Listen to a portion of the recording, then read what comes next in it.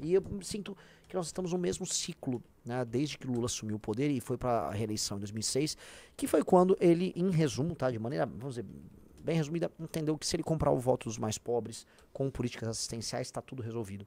E é isso que ele está fazendo até agora. É isso que está rolando até agora. Quando eu comecei a entender agora os detalhes da estratégia do Lula e do Fernando Haddad para 2026, tá? Algo que a gente já comentou bastante na live de ontem, mas quando tá claro e decidido, vamos dizer, saiu uma pesquisa de opinião ontem, até postei uns prints dela, saiu, foi qual instituto mesmo que soltou? Não sei se foi Quest. Você fica meio... Em resumo, há uma guerra entre... da Quest. Há uma guerra bem clara entre o Brasil que trabalha e produz contra o Brasil que não trabalha, ou se trabalha, trabalha pouco e praticamente nada produz, porque é uma população muito improdutiva. E isso inclui dois tipos de seres humanos. As pessoas mais pobres que estão na base da pirâmide, que basicamente veem o governo chegar e enfiar dinheiro no bolso delas. Então elas ficam andando e o governo vendo, toma isso, toma aquilo, toma aquilo.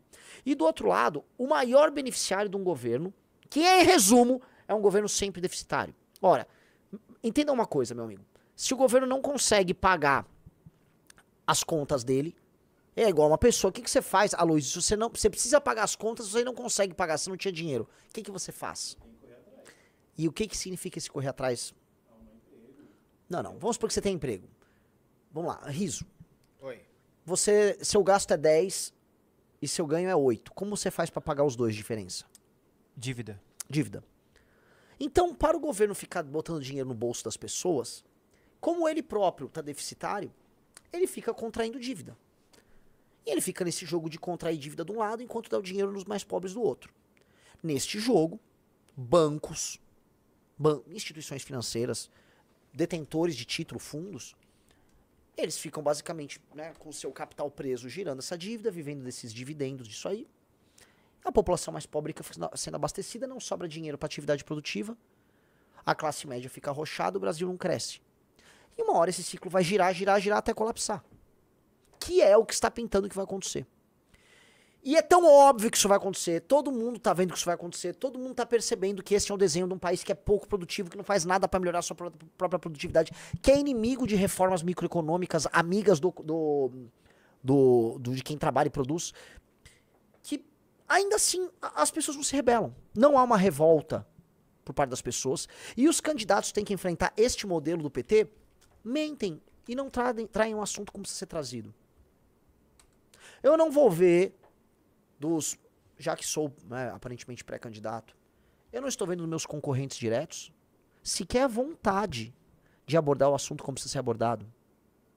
Você, meu querido amigo Ratinho Júnior, você Zema, você Caiado, você Tarcísio, vocês não estão comprando a guerra do Brasil que trabalha e produz. Vocês estão comprando um discurso genérico. E é guerra. E tá muito claro que é guerra. Volta pro gráfico aí, tá?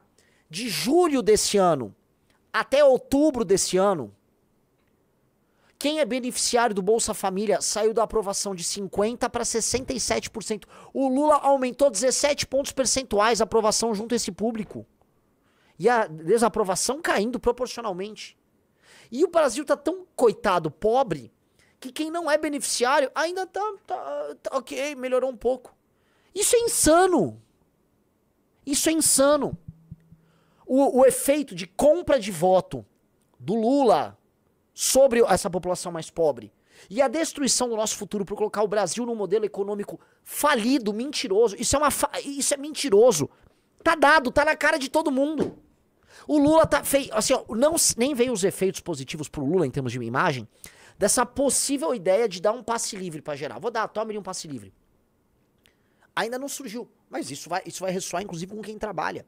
Um trabalhador fala, olha só que lá, não estou gastando mais. Mentira, você está gastando. Vai ser através de impostos, né, e dívida, que esse dinheiro vai ser pago no fim dos dias, né? As coisas não se pagam sozinhas.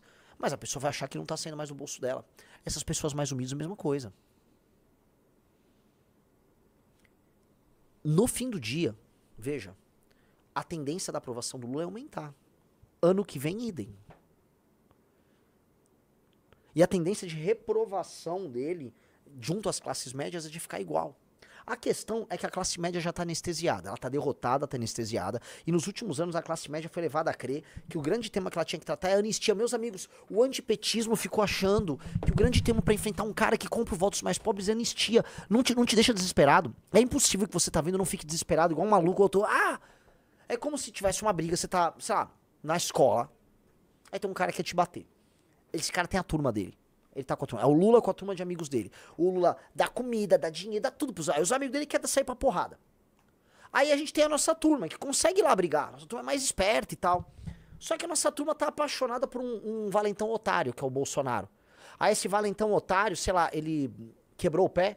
E aí a preocupação dele é, todo mundo, vou fazer uma vaquinha pra me ajudar. Não, mas não, gente, a gente tem que se preparar, outra turma vai dar porrada na gente. Não, mas, gente, atenção, vamos botar umas faixas, salvem o pé do Bolsonaro. E aí a nossa turma nem se preparou pra briga, tá totalmente dispersa, e o outro lado lá, pau. Aí vai chegar a hora H, a gente vai tomar um couro deles.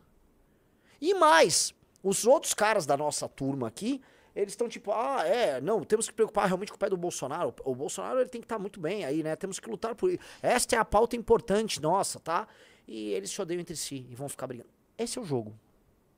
E querem ainda agradar a galera do lado de lá. Ô, cara do lado de lá, vem pra cá. A gente é legal, eu vou cuidar de você. O cara do lado de lá não vai vir pro lado de cá. Sacou? Tá ficando bem clara uma espécie de uma divisão nesses Brasis que trabalham e produzem contra o Brasil que é pouco produtivo. E fica muito claro o pacto. Qual é o pacto? O pacto topo-base. Banqueiro ganha dinheiro. Quem detém títulos ganha esse dinheiro. A base da população ganha esse dinheiro para subsistir. E o meio é destruído.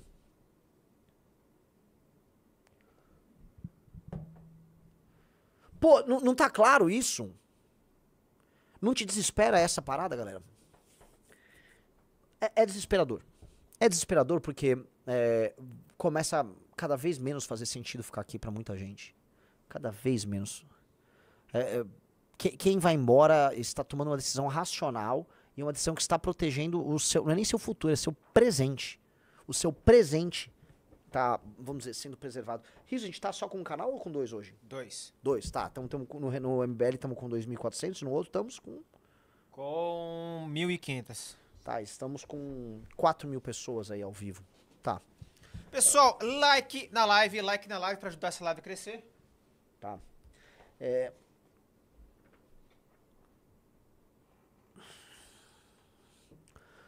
Onde nós estamos chegando, né? Nós estamos chegando, portanto, num colapso em que o Brasil que trabalha e produz sequer dispõe de capacidade de auto-organização para poder enfrentar o Brasil improdutivo. E se a gente olhar, né, a gente fazer uma leitura do passado, tanto de 2013 quanto o impeachment da Dilma, com uma revolta por parte desse Brasil produtivo, o Brasil antipetista, contra o Brasil improdutivo, que é o Brasil do PT. Uma revolta. Mas também uma tomada de consciência. Uma tomada de consciência coletiva. O grande sonho, só para vocês entenderem, o grande sonho dos marxistas sempre foi que o trabalhador, né, especialmente o trabalhador operário, ele tivesse, vamos dizer, um estalo, um momento em que ele tomaria ele agiria de acordo com uma consciência de classe social. E ele enxergasse a dinâmica de poder entre as classes de maneira muito clara. Pouco matizada, assim. É clara, assim, ali é azul, aqui é vermelho, sabe?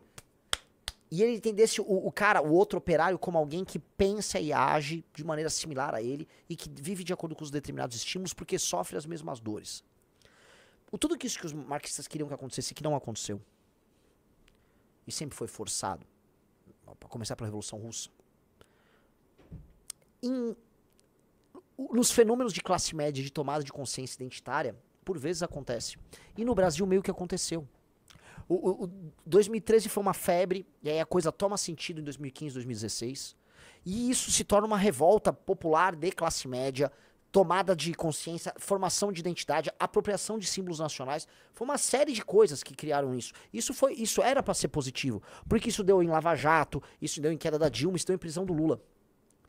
A questão é que esse processo, nossa, eu sempre me repito nisso, mas puxa, é muito importante eu continuar com esse raciocínio aqui.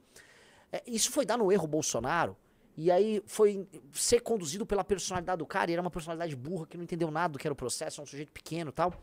E aí toda essa tomada de consciência, ela foi para um caminho completamente errado. É como se, né, o famoso, o gigante acordou, né? As pessoas foram despertando, surge um corpo, surge um gigante, uga, uga, e ele cai de um precipício, e se espatifa. Porque de um lado, veja, não é que há consciência de classe na população mais pobre que o Lula compra. Há um coletivo de interesses e um sistema de estímulo quase pavloviano, em que a pessoa fica feliz conforme ela tem um interesse financeiro imediato atendido por parte do agente público. Então, é claro, né, e você criou ali, vamos dizer, uma cultura de dependência do Estado com base nisso. Você criou uma coisa meio que hereditária já, né? Já falei que tem assim, família que tem vó, filha e neta, as três recebendo auxílio de alguma sorte, especialmente Bolsa Família. E por quê? Né? O Lula, ele estabeleceu um vínculo com ele disso. Essas pessoas não são organizadas, mas ele consegue ter um controle férreo em termos eleitorais. Aí ele vai tomando os outros setores de pressão. A esquerda militante dentro das universidades, formando, vamos dizer, capital humano por aí, formando jovens, tanto que você tem muito jovem de esquerda, naturalmente. Aí você tem o funcionalismo, todos os sindicatos ligados ao funcionalismo, todos eles muito à esquerda, muito pró-PT. Você vai tendo elementos dentro da, já citei os sindicatos, mas elementos dentro da máquina pública por consequência disso. Você vai ter a agenda identitária que vai pegar gays e mulheres, especialmente mulheres não casadas nesses elementos urbanos. Ou seja, você forma um coletivo ali, um catado que hoje no Brasil é majoritário. E ele, por mais que a gente saiba que o projeto de poder do PT tenha inúmeros questionamentos dentro do campo da esquerda, é natural que tenha, porque é um projeto que dialoga com o interesse de banqueiro o tempo todo, né? Ele mantém o Brasil nesse ciclo, que o banqueiro ganha e o pobre subsiste, e é um modelo por si só falido. Mas, por mais débil, por mais críticas que a própria esquerda faça a isso, ele ganha. Sacou? É um modelo frágil, ele não vai a lugar nenhum. Ele sequer entrega o tal do socialismo que eles querem. Mas ele ganha. E ele é um modelo que é feito pra ganhar. E ele ganha. Então, é como se as esquerdas ficassem presas assim, a gente ganha, mas o preço é que a gente não vai fazer nada. A gente vai ficar, né, mantendo uma parte da população sem fazer nada, dependente ali, mas votando, o topo da pirâmide ganhando muito, com um rentismo insano, o Brasil cada vez menos produtivo, você com cobertura cada vez mais curto. Então, tem um preço ali e, né, mas tem um colapso também apontando. O nosso lado, que poderia ter a solução para o problema e resolver a equação Brasil, de modo a tornar o Brasil um país que deslancharia em termos econômicos, políticos e sociais, o nosso lado não conseguiu se organizar porque a tomada de consciência dele deu em Bolsonaro. Deu em Bolsonaro. E eu olho os nossos concorrentes diretos para 2026, galera, e assim, eu sou muito claro, sou muito cristalino nisso. Eles não sabem o que eles estão fazendo. Eles não sabem sequer o que eles querem. Eles não conseguem ver um palmo à frente do nariz. Isso é desesperador. Isso é um tanto quanto desesperador.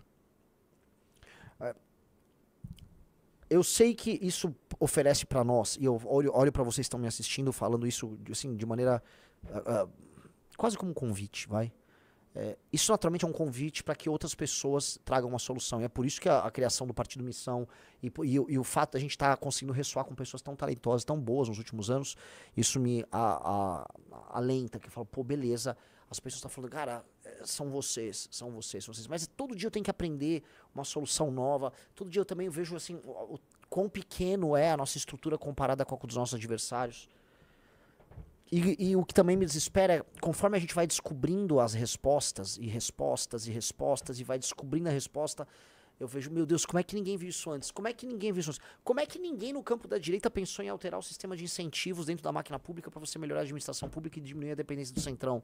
Como é que ninguém dentro do campo da direita nas últimas décadas não pensou em, sei lá, em como fazer reformas microeconômicas que, né, melhorassem a vida de quem trabalha e produz? Como é que ninguém pensou em soluções que, vamos dizer, leva o próprio Congresso a erro, né, no sentido de diminuir o próprio poder, mas que faça que ele vote no caminho certo? Por quê? Por que ninguém pensou? Por que ninguém está interessado nisso? 9, 8, 7, 6, 5, 4, 3, 2,